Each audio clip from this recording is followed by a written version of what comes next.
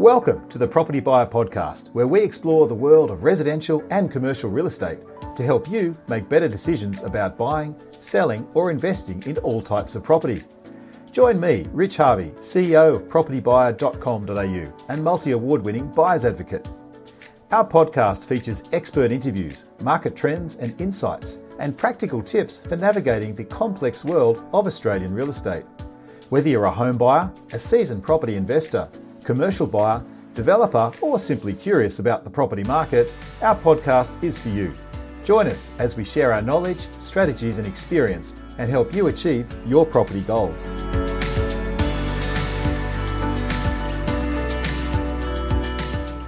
Welcome to another edition of the Property Buyer Podcast, where we bring you expert insights to help you make smarter property decisions.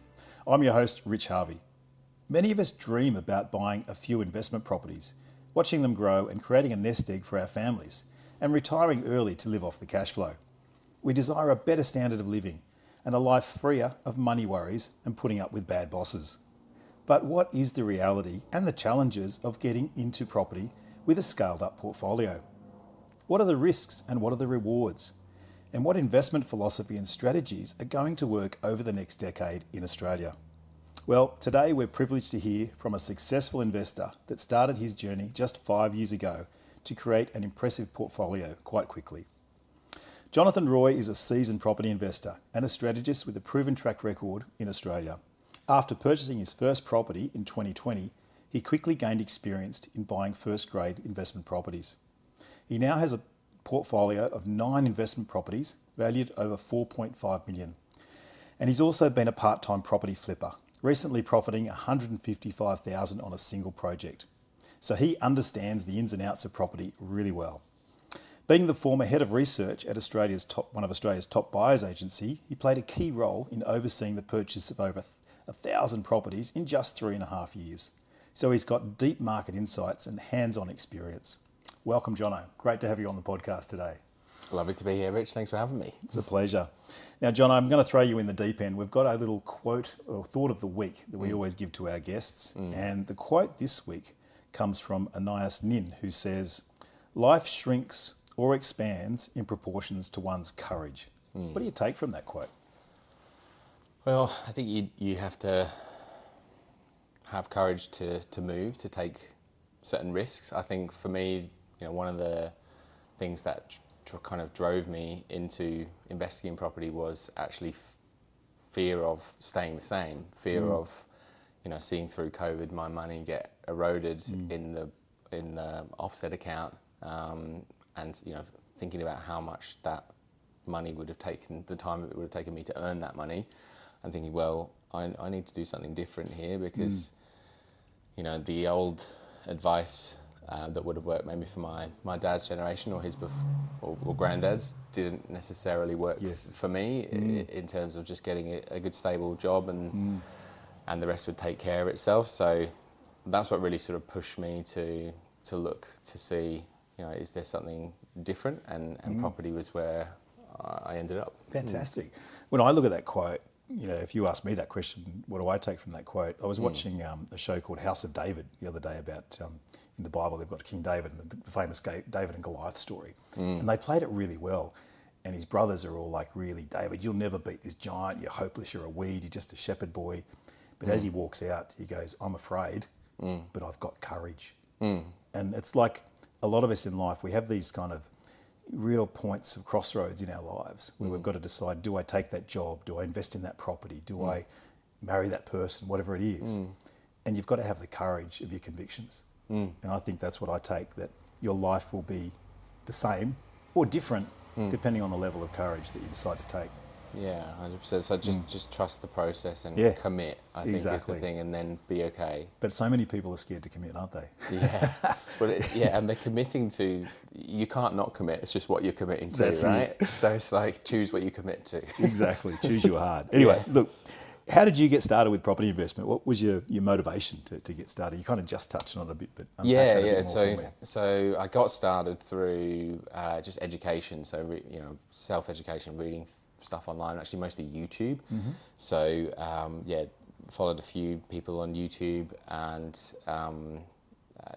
through probably 6 months or so, built up enough knowledge to get to a point of trusting the process and committing. So, where I was in Melbourne, had my own principal place of residence, like apartment there, and my only exposure to property investing at that time had been the real like house and land kind of offerings through mortgage brokers. Yep, the spruikers. Yeah, getting back out of commissions that you didn't know about. Yeah, 60,000 I hear on some of them. It's crazy. It's crazy, and I can totally see why brokers and accountants get lured into doing that. But it just didn't feel right to me when I was there. The whole presentations of that kind of product is all about saving tax. It's not really what property investing does. It's the icing on the cake. It's the capital growth. It's the number one factor in my view. The tax deductions are great, but they come very much it's a very third low. or fourth, in the priority order. 100%. So I'm glad I didn't go down that path. I nearly did.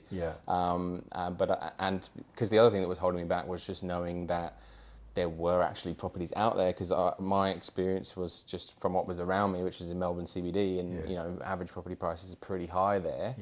And so thinking I could afford to hold on to one of those type of properties was beyond me until I realised Australia's a big place, and there are different markets out there, different price points where you can still get freestanding houses for a lot less than $1.5 million.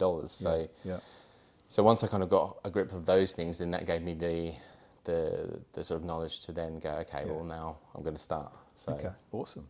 So we're going to unpack this in a lot more detail, but just briefly, how did you go from nothing, 0 properties, to 9 in 5 years? That's a really great achievement. So hats off to you. Yeah, well, so some of them are my like flipper projects. So some of them are, and my first one was my principal place of residence. I'd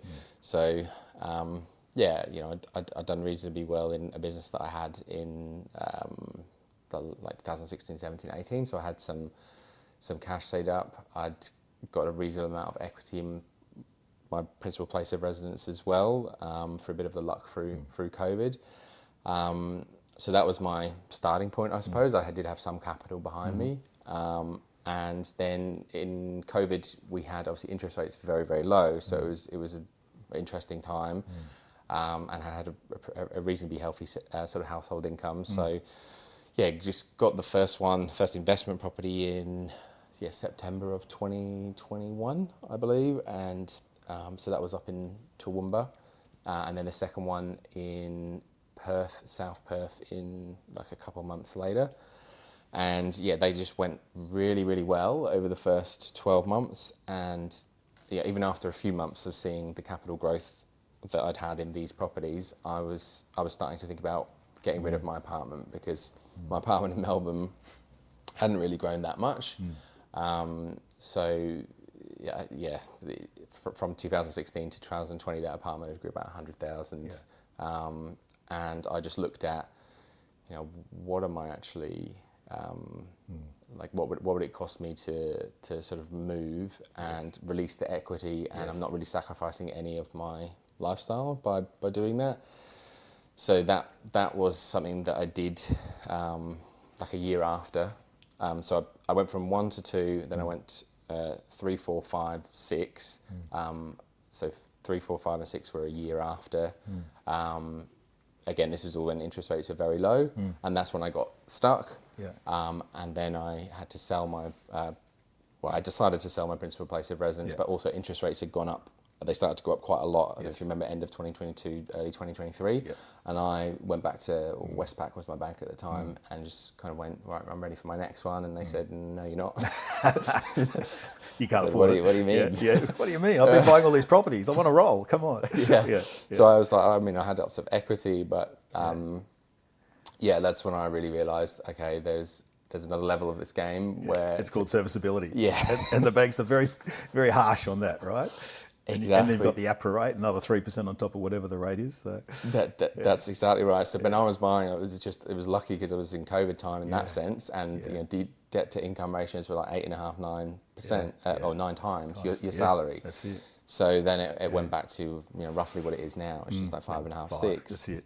So big shift. So I had got myself in a position where I was quite a way off being able to then afford to buy my next property. Were you scared of debt? I think I got, a little bit, but got into it in stages. So always, everyone's sleep at night factor I think would be different, but like for me, I had enough cash or equity to at least commit for that first one to go, okay, well, if it all goes wrong, I have to knock it down and sell the land. Yeah, that's it. then it's not going to financially ruin me. Exactly. So you had an exit plan if all goes to crap. Yeah. Yeah, and then as I kind of went into it, like, as you get more equity, more cash, well, my approach is you can then take on more risk, debt. Yeah, more risk, more debt. That's right, yeah. So interesting, I've got to ask you about mindset in this whole process. Like what role has your mindset played in your ability to scale to 9 properties? And how did you handle fear and uncertainty when making these investment decisions? Yeah, I think there does come a point where you do just have to commit and trust the process. Like there's been, there's a couple of times I can remember where I was like, what am I doing? Like one with my first investment property, so getting the pest and build report back for that. And, now I've seen like hundreds of pest and build reports, and I know what to expect. Like I know that it's going to be written in a certain way. I know that it's just completely focusing on all of the worst case. That's it. But back then, I remember I'd printed out this pest and build report, and I was going through it with like a highlighter, just like this. Oh my god, it sounds like it's going to fall down. And fortunately, he was able to speak to someone who was a bit more experienced than me at the time, who settled me to say that's just how they all are. Don't worry. Yeah. There's not really any major issues here. And in my recently, like the end of last year, doing my first flipper project, like I was in like under a high set in Townsville. It's pouring with rain. I've got my partner, I've got the tenants, I've got the real estate agent, the pest and build inspector. Like it's an absolute dive. Like there's graffiti on the wall. I can't see.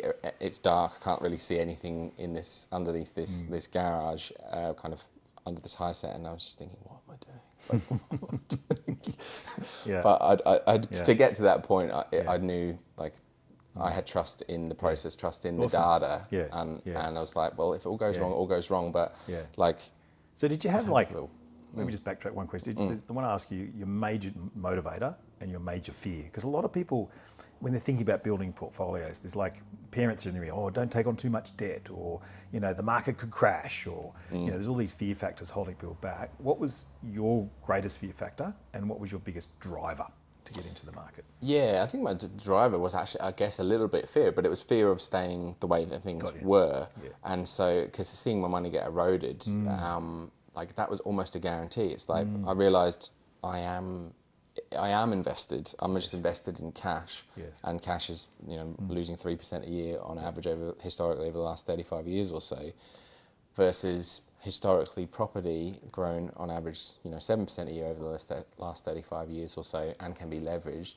It just seemed like a excellent. Based on history, it seemed like a really sensible move to. Perfect. I'd love to tell us and our audience, just if you could break down one of your deals, maybe just tell us what you paid, where you bought it, what sort of strategy, and I guess what made it successful. Yeah, so there's a few good ones. They're really good. Yeah. Happy to hear more. But again, this is I know we set expectations really high with what happened in COVID. So I wouldn't say that I would expect to get these types of results now. COVID was an extreme time, but so south of Perth, there's one there that I've still got hold of I bought for $335,000. What kind of property was it? Yes, it's a 3x2. I think it's 2009 build. Yeah, freestanding house, of course. Not on a huge block, that one. I think it's like 550. Okay. That would be worth, sort of 625 now. What suburb? Bertram, in the south of Perth, in Kiwana region. So that one would be worth about 625-ish now, and rents for 600 a week. Fantastic. So, yield on purchase of that one is ridiculous now. It's like 9-10%. Awesome. But it's been able, or given me the ability to be able to buy others because of how much equity growth has been in there. And another one, it was again in Armidale in South Perth. This was my partner's one. That was probably the most extreme passive buy and hold growth. Bought that for 332,500, and we sold it for 591,000 18 months later. So, yeah, in terms of return on capital, Fantastic. absolutely ridiculous. Brilliant. Yeah. What was the reason you needed to sell it? Were you just trying to build up cash flow? Yeah, so for her, like for serviceability reasons, we're kind of separated on paper. So yeah, she's selling that one to then buy two more in trusts because if she continues to try and buy in her own name, then she'll just get stuck. And we saw that market, it was quite, it's like 45% investors. Yes. And we started to see the yields. Yeah, a bit more competition with the rental market. Yeah, that makes sense. Starting to sort of tail off. So it just made sense for her from a borrowing power perspective, like in her journey to sell that one. Yep. Because, as your property grows, unless you're refinancing all the time, which, generally speaking, that might not be the worst idea. But if you're not, then your return on capital is getting less the longer that you hold on the property because you've got more equity in there. So, when you look at how much equity she had in that property, like 250,000, what return was she going to get from keeping that equity in there versus using it somewhere else? Yes. Even though the transaction costs of selling and buying were quite high, it was still probably worth it because we saw that market was likely to sort of tail off a bit, and the opportunity cost was really high. So yeah, sometimes it does make sense to sell as well. You raise a really good point, which I'll just pick up for the audience, and that is you decided to sell because there was a greater opportunity cost of keeping that property, and you could get a greater rate of return on your equity by selling. And that's the key thing. When you crunch the numbers, it's all about the numbers at the end of the day. Yep. If you can pull the money out, I'm generally a holder. I very rarely sell. But when you do sell, if there's a much, much better opportunity and you're going to have a much bigger gain, it just makes financial sense. So Yeah. that's what I say to people. Tell me how you kept yourself educated. Like, how did you you mentioned YouTube at the beginning, but how did you educate yourself and then stay ahead, of the market? Because the market keeps changing all the time, right? Yeah, it is. It's definitely like overwhelm, I think, now compared to 5 years ago in terms of the amount of content that there is now. It's just It's paralysis analysis. Everyone's got an opinion, right? 100%. Especially around the barbecue. Yeah. Yeah. And I think there's kind of, for me, there's I just had to narrow myself down to that. There's truth to many ways you can make money in property, but for me, the simplest and easiest to get my head around at the start was passive buy and hold, and now I'm into more like the renovation side of it and the flipping side of it. But that's come off the back of building a base from the passive buy and hold. That's I've used some of the equity from the passive buy and hold portfolio to fund the flipping. Great. So people, and I think a fair amount of property investors do sort of, because it's kind of like owning a little business when you own a number of properties. Exactly. It does maybe give you the launch pad potentially if you want to go into business as well. Yeah. So I've always believed property is probably the best way to passively protect and grow your wealth. But the best probably return on investment is investing in yourself, in your own education, because there's exponential return potential. How did you do that? Did you read books? Webinars, online sources? I did a flipping course like last year. I've done a development course, all found through YouTube or Facebook groups and things. And then also just networking. People being around people who are doing big things in the space. It's amazing what you found mentors along the way. Yeah, definitely. There's some people who I really value their opinion of. People who run the courses that I've been a part of, especially that I would look to for advice. Anyone who's, I'd say, ahead of you in your journey is going to be really useful. Most likely. Awesome. That's fantastic. What's your view, Jono, on diversification? Like, a lot of people say, just stick to your lane, just buy in one or two areas, but a lot of other people say, buy across Australia. Do you prefer to stay focused in certain regions or spread across different states, and why?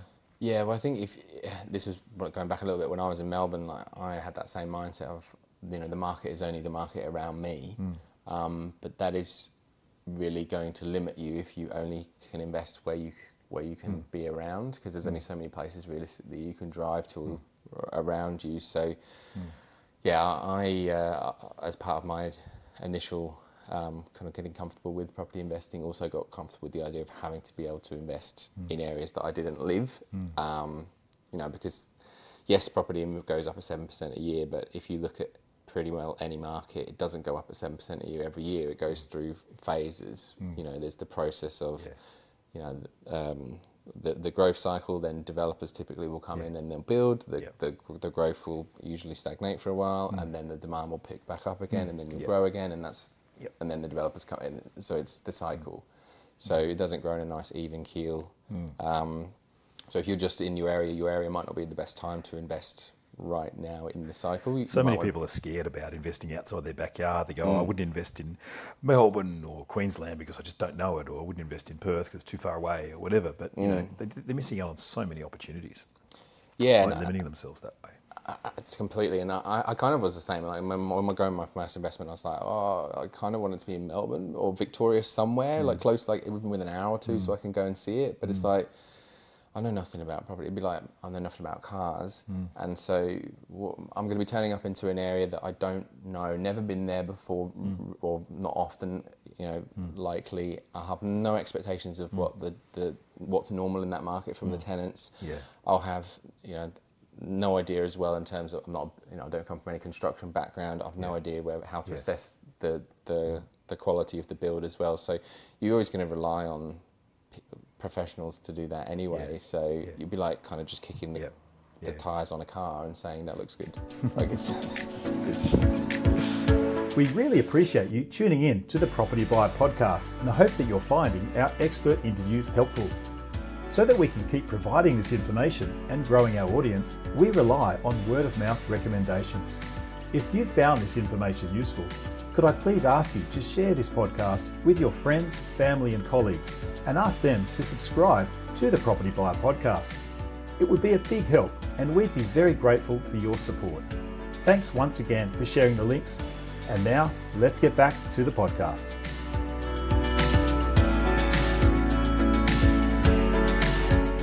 Tell us about, if you're happy to share, the biggest mistake you've made, and what did you learn from it along your journey? Have there been any clangers? I mean, recently with my renovations, I got really enthusiastic after my first 2 flips because they went really well. And then I took on 2 bigger projects. Like, I'm doing 2 in Rockhampton at the moment where it's like re-roofing and re-stumping, and they're like 5-month projects. And it's, I've learned the quick and clean flips are probably a little less stressful. The longer, the bigger the overall build cost, the bigger the potential for delays, and that's exactly what's happened with the weather up there, and also the budget as well. Fortunately, in the right markets, that's cushioned it a lot. But for the stress of it, I would probably stick to the quicker ones. But another probably mistake, which was just ego driven when I was starting to build up my portfolio, was wanting to have a property in every state. So I wanted to buy, I thought it would sound cool if I had said I have a property in every state. So I sort of pushed to get a property in New South Wales, where New South Wales had just grown so much through post-COVID, and I should have just got another one in Perth. And that probably cost me 200,000, 250,000, that decision. Of growth. Well, timing's important. It's not the only thing, but it's important to learn from those mistakes. I think it's a really good point. So if you're sitting across the table from someone who's listening to this and they're just starting out fairly early on in their investment journey, what sort of advice would you give to that sort of early investor that's just starting their process? I think you have to get comfortable with the fundamentals of the decision that you're taking in terms of the investing in the asset class. And so my process for that was looking at historically what has happened. Property prices historically have gone at 7% versus cash not done that. So if you're kind of comfortable with that really broadly, then that would be the sort of first step I would suggest to know that you're probably onto a winner historically. That's good. And I guess off the back of that, what's your overall investment philosophy? Do you go for capital growth or do you go for cash flow? What sort of philosophy do you have around property investing? Yeah, like I think really property is all about capital growth, isn't it? Like cash flow is just kind of the oil in the engine. Like the capital growth is the engine. It's typically yields don't keep up. I mean, apart from maybe the extreme examples of Perth I gave earlier, but if you're buying a property for 500,000 and it gets to $1 million, your rent per week is not going to be unlikely to be $1,000 a week. If you look at $1 million properties at the moment, they're not. The rental doesn't keep up because you've got apartments as a substitute product. Right. So the cash flow is just what's needed to hold on to it. It's the capital growth that creates the vast majority of the wealth. Does the heavy lifting. Yeah. Yeah, cool. Okay. I guess also in that, what sort of investment criteria do you recommend when selecting a property or a property strategy? What do you look for in either a location or a property type? Yeah, I mean, type-wise, I always go for freestanding houses. Like anything, you can do well in apartments, but I don't know how to do that well. I think you'd need to be choosing something unique. The land is scarce, so it's the land that's appreciating. Yeah. The building is depreciating because of the sort of money printing. So, they're definitely big believer in houses over apartments. In terms of like locations, how to select the right locations is probably a lot more than I could think of off the top of my head in terms of all the data, but like on the supply side it's probably easier to explain. So we'd look at, building approvals numbers, we'd look at the council's strategic vision for an area, like over the medium term. Building approvals would be more like in the short term, how much supply have we got coming onto the market. Medium term, we might also look at developable land supply. You don't typically want to be buying like on the edge of the urban sprawl where they're just building their next round of house and land packages. On the demand side, there's quite a lot, but some of the ones I can remember off the top of my head would be things like the online search interest, so looking at trends on real estate and domain. How many properties are available for sale in an area, how long does it take them to sell, how much discount on average are people selling for, vacancy rates. It's all of these and more, and the trends of these over time. We typically will look at areas every few months, and then we're just in the areas. So the model that we use is just based on statistical regression analysis, basically looking at over time, historically, what variables have the highest correlation with capital appreciation, and then off that we can sort of determine what areas are most likely now to give. I think the key thing you're saying, which I totally agree with, is we're looking at the data. Like for all of our clients at Propertybuyer, we look at the data, as you say, and we're tracking it monthly. And you can see trends. You can see that if days on market is starting to go up, or days on market's going to go down, that's showing you a trend. Or if vendor discounting or vacancy rates or online search interest is waning or improving, that's going to have a certain trend. So there's certain what I call inflection points in different markets. But in terms of choosing criteria, for me, it's the critical ones, which is supply and demand is the overall catchphrase. But for me, it's population growth is critical, infrastructure and massive infrastructure opportunities and growth in that, and also diverse employment opportunities, because it's essentially the home buyers and the tenants that'll be funding the property demand, which is the critical thing to seeing prices go up.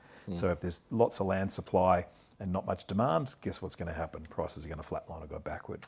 But if there's a lack of supply, really tight zoning restrictions and high demand, guess what's going to happen? Prices will shoot up. So it's about getting those things in combination for an area. I did sort of mention in my introduction about you made a return of, I think it was 155 grand or something on a deal. Is that right? Yeah. Can you tell us a little bit more about how you managed to do that? Are you happy to share? Yeah, for sure. So that one, that was a flipper project. So I mean, I could have hold on to it, but So that was direct to seller. So we've bought properties even for clients from direct to seller from Facebook ads. Not Facebook ads, Facebook groups. Yep. So no agent involved. No agent involved. So this one was one of them. So this was actually a letter drop. So I have I've been flipping in Townsville and Rockhampton, so I've got people up there who've been just walking around dropping letters into into letter boxes to just sort of say, you know, hey, I'm a renovator, I'm looking for properties to renovate in your area. Give me a call if you're looking to sell. And that was how I came across that one really. It was someone who, just wanted a quick sale. They'd had bad experience with an agent, which probably not that uncommon. People like to sell without an agent as long as they feel that they can get a reasonable price. Yeah. And got quite lucky in that. I don't know if she really had appreciated how long or how much the market had grown around her over the last year or so. Yeah. But she was just done with that property. She just wanted a quick sale to get out and back down to her family in the south. So got that one really under market. Yeah. And how much under market do you reckon you got for? Yeah, that was a crazy buy. That one probably I would say at least 130,000. That's amazing. So most of that I probably could have turned around without actually doing any renovation and just made money on it, or a good amount of money on it. But we spent about 25k just fixing up the bathroom and flooring and painting and things, and got a good price for it as well. Okay, fantastic. Well done. Good initiative. I guess the title of our topic today is 0 to 9. A lot of people get stuck on buying just one investment property. If you look at the tax office and the records, they show that a lot of investors sort of peter out after 2 properties or even 1 property. How can the average investor buy multiple properties over time? And how do you get finance to secure so many properties? Yeah, I love that stat. And you know, I was quoting that stat for so long as well. And then it occurred to me like probably 12 months ago that it might be slightly misleading because it might not actually capture, because that's from people's personal tax returns, isn't it? So the way that you would own properties outside of that is trust, which might not be captured in that stat. True. So it's through, it's a game of finance as much as of buying the right assets, as of course you know, but it's. So how do you play that game? How do you win? So trusts are a way that you can buy property, or you can buy a property in a trust rather than in your personal name. Just called a discretionary trust typically is the vehicle that investors use to do this, or a family trust, same thing. Certain lenders, plenty of major lenders have a policy that mean that provided that a trust is self-sustaining and that's substantiated by an accountant's letter, meaning that your investment property or properties within a single trust entity, take care of themselves. It doesn't rely on your personal income. Exactly. You've got the rental income to rely on. That's it. So they're kind of their own little businesses that you can silo, and then they are not considered as part of your serviceability calculations, essentially. So it's probably not the way that I would suggest to people who are starting out to buy property, because there's already enough complexity, and it just does generally suit people who have either a fair amount of cash or high income or both. And so, if they don't have either, then I would say starting off in your, buying in your personal name first is generally the way to go, because you're going to get the depreciation benefits. There's less cost.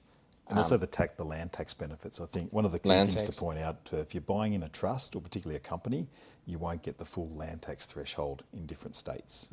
Each state has different land tax thresholds. So if you are buying in a trust, the thing for the audience to understand is that it will cost you more, but it means you can actually buy a property versus not having the property at all. So yes, it's still worthwhile, but there are a few extra costs you've got to cope with. Yes, the thresholds in most, in some states it's 0, isn't it, in trust, and in others it's lower. And so I would say people starting out their first one, unless they have, probably simpler to do it in their own name. But how did you kind of get multiples? Like, what was your little your finance trick to buying your next one and then your next one? What did you?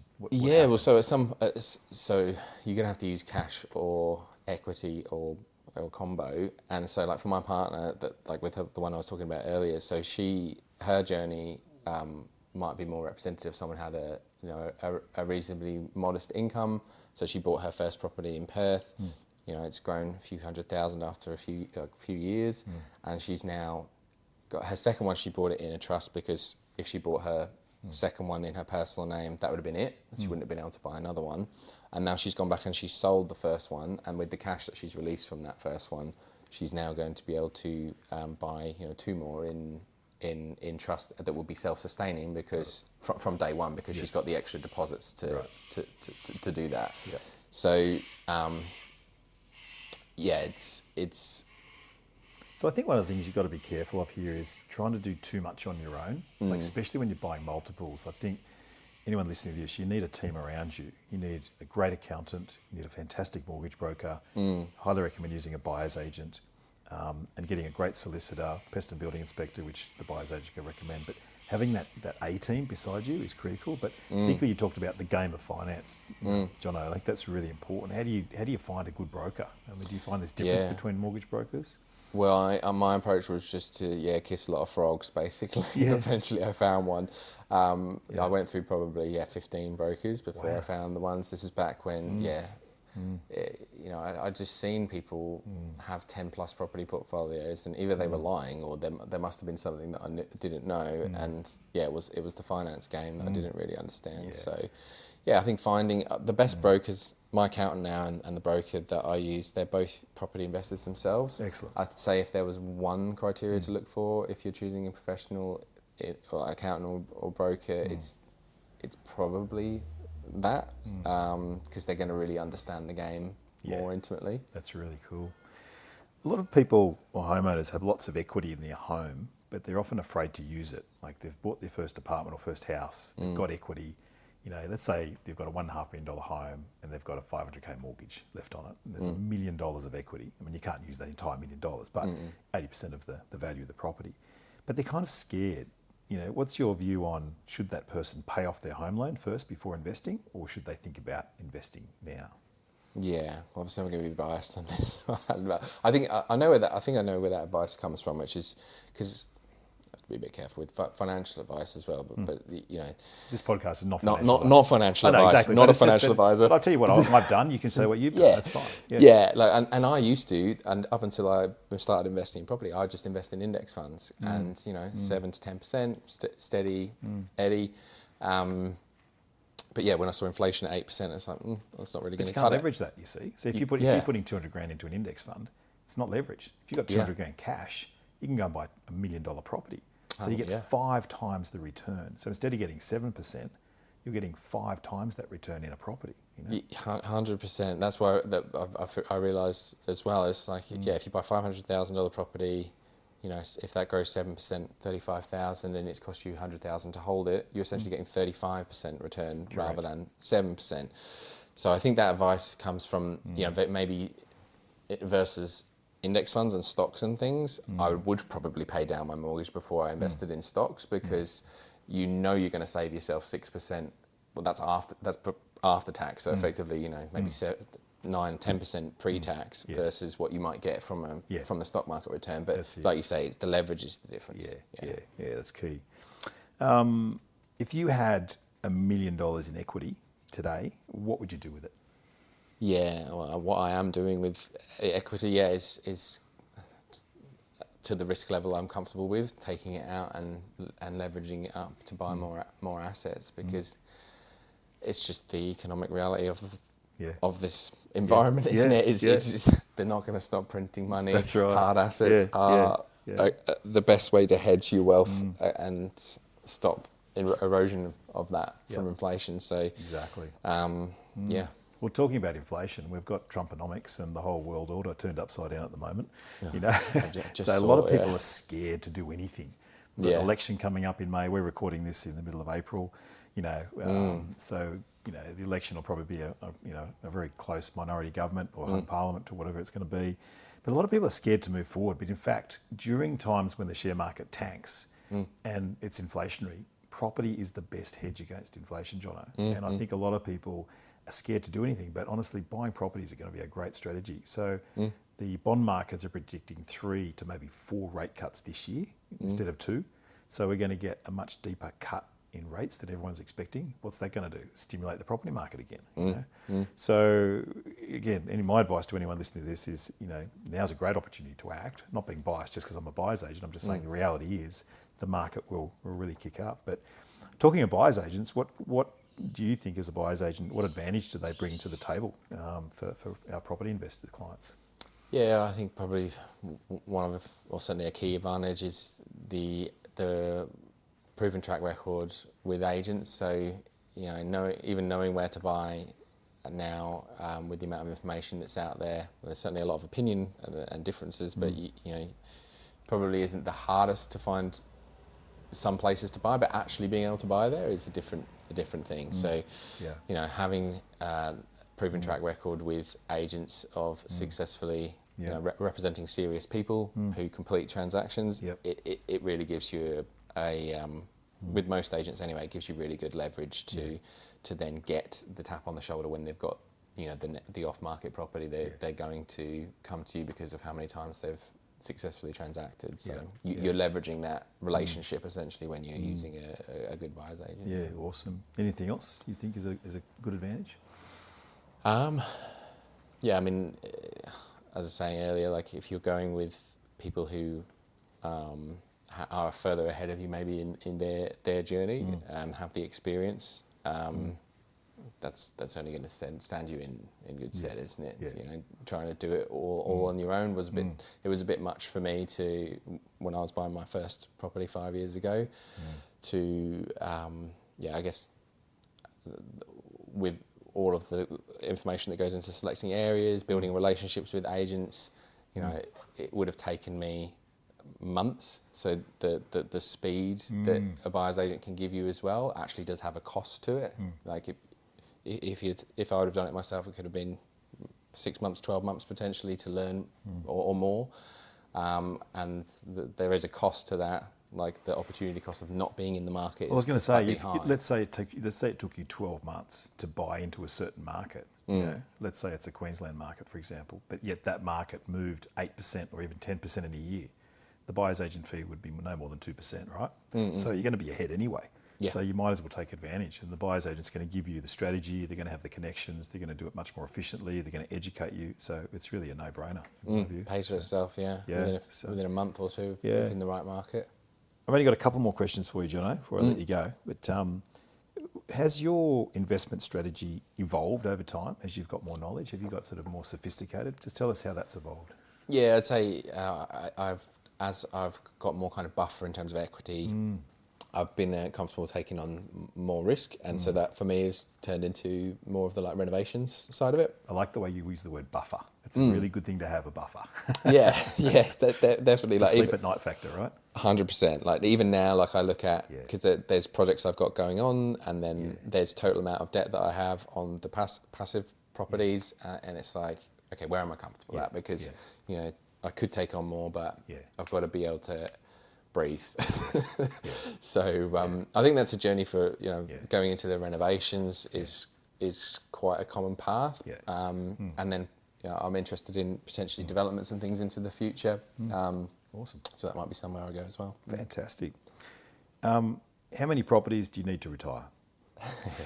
It's a little bit like how long's a bit of string that one, isn't it? it? Well, let's say if you want 200 grand passive income. So 200 grand, really basic plan for it. So 200 grand passive income. So what, if you, I would say properties are a great vehicle to get you to retirement, to create the asset base.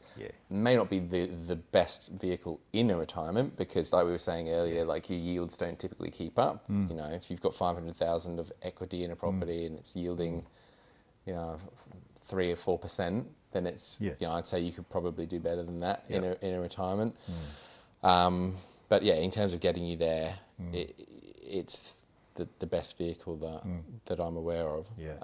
We've created on our we're about to create on our website a retirement calculator, so people can go and put in what they want income they want to achieve, whether it's 100 grand, 150, 200 plus, whatever the number is, and then it will tell you what value of property you need to buy, and then break it down to how many properties you need to buy. It's not just the number of properties, right? Because it's all dependent on what they're worth, right? Yes. But you need to get to a certain level of asset base, and it's not 2 properties unless they're $5 million each, right? So I think the fallacy is, I can buy 2 properties and I'm set for life. Sorry, it's going to be more than that. Unless so I think like 2 million. Exactly, but the mindset needs to shift, is what I'm saying here. Yeah. That you've got to understand. I mean, I was really averse to debt when I first started. I was really scared about taking on more debt. I don't want to over leverage. But as I've understood how finance works, I go to the banks and go, give me as much as you can, please. I'm addicted to OPM, other people's money, right?